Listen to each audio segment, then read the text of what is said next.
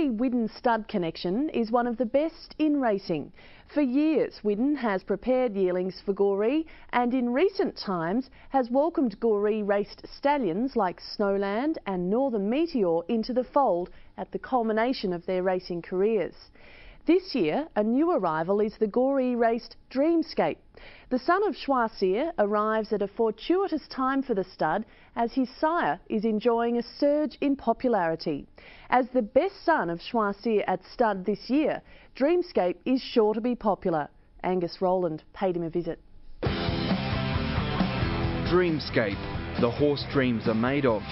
A large, sturdy animal that came to hand quickly, Dreamscape offers breeders a blend of colonial speed and international class, and the team at Widden Stud is justifiably proud to be standing him. It's always very exciting.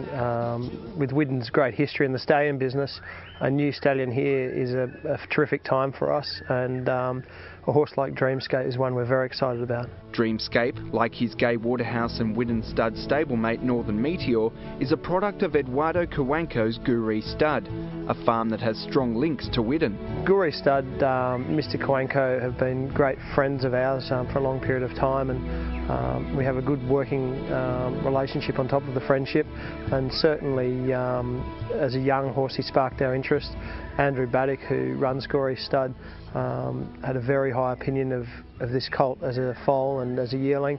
They retained him, and certainly when he entered the Waterhouse yard, that high praise of Andrews was well and truly justified and backed up by Gay Waterhouse as well. Dreamscape debuted in the spring of his 3-year-old year and wasted no time opening his account at stakes level, winning the up-and-coming at his first visit to the races. And Dreamscape's cut through near the inside. Here's a race with Aichi and Dreamscape and Dewporth. It's Aichi and Dreamscape settling down to fight it out. Dreamscape on the inside and Aichi. There's nothing in it right on the line.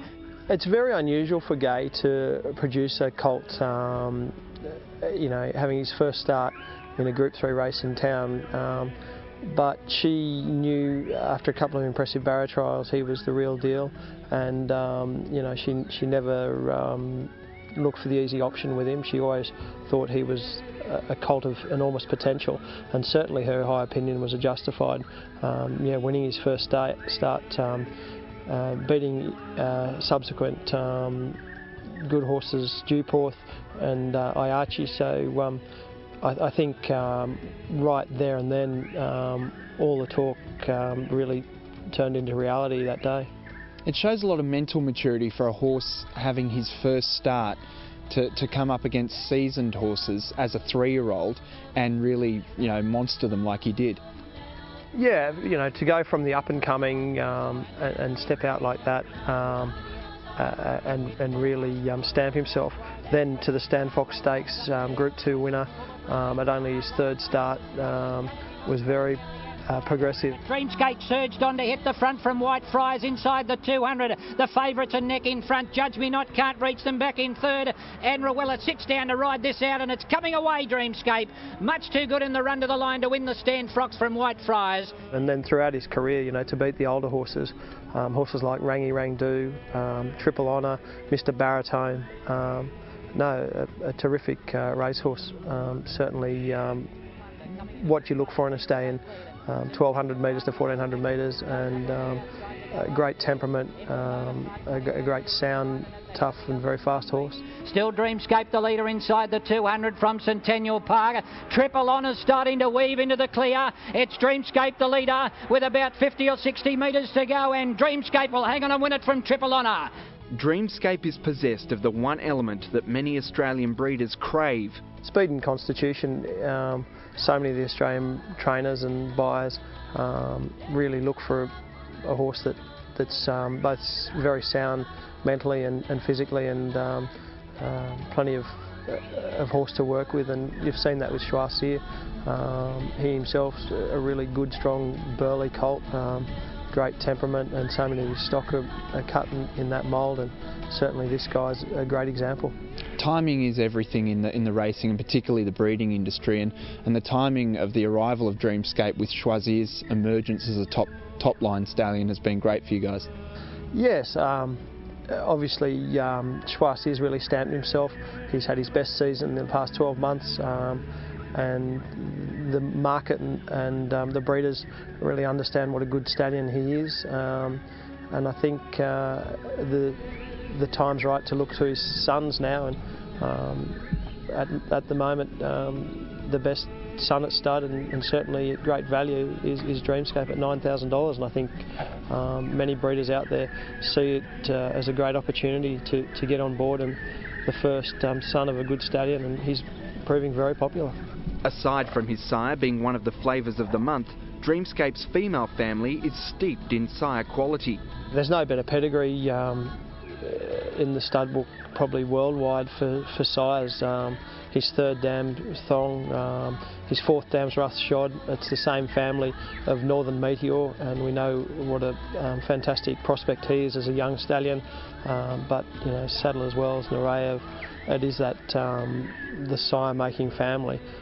So he has not only the colonial appeal through Schwarzier and his sort of confirmation in the type of horse he is, but he has the international pedigree to back that up in the sire-making family.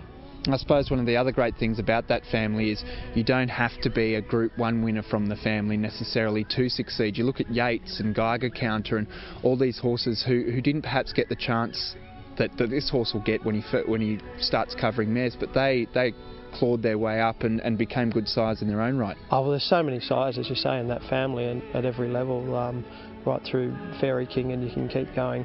It is just, you know, the world's most dominant sire-making family. So, and I guess the pattern he's bred is also very interesting. A lot of breeders looking at stallions look, you know, through the pillars of the pedigree and the pattern, and it's very similar to Fastnet Rock, the Danehill blood over Nijinsky and Saraiva, and you know, somewhat similar to the pillars of Redout's pedigree also. Redout's choices, Danehill line, his second dam by Nijinsky, his third dam by Saraiva, and like Redout's choice, there's also lunchtime in the pedigree. So when you are looking to mate your mares, and I know this time of year a lot of breeders have late nights studying their pedigrees, he's certainly a horse that those guys have been finding, because he is such a good horse to mate, and he does have the fantastic pedigree and pillars to his pedigree, and a pedigree that certainly is working with a couple of very successful sires in Australia at the moment, in Redout's Choice and Fastnet Rock. Well, it's funny you mention those two horses, because they were both born in Australia, raced in Australia, proven in Australia, and that's something that Dreamscape and his close relative Northern Meteor have in common. Unlike many stallions in the family, they're proven under our conditions. And that's very important, you know, for the trainers and a lot of the owners, buyers and syndicators down here. They love to see a horse at the racetrack in the Australian conditions, and how they parade in the yard, and how they cope with, you know, what a very testing conditions, our stable environment. And our tracks, we don't have the luxury of the heaths like they do in Newmarket to work their horses on, and some of these other training facilities they have in other places in the world. But very sound temperament horse, and you know, in the stable he was a real favourite. In the Waterhouse camp, I know they loved having him there and all thought very highly of him. Dreamscape will not want for support. Not only does he have plenty of appeal on pedigree and performance, but his owners will give him the best possible start.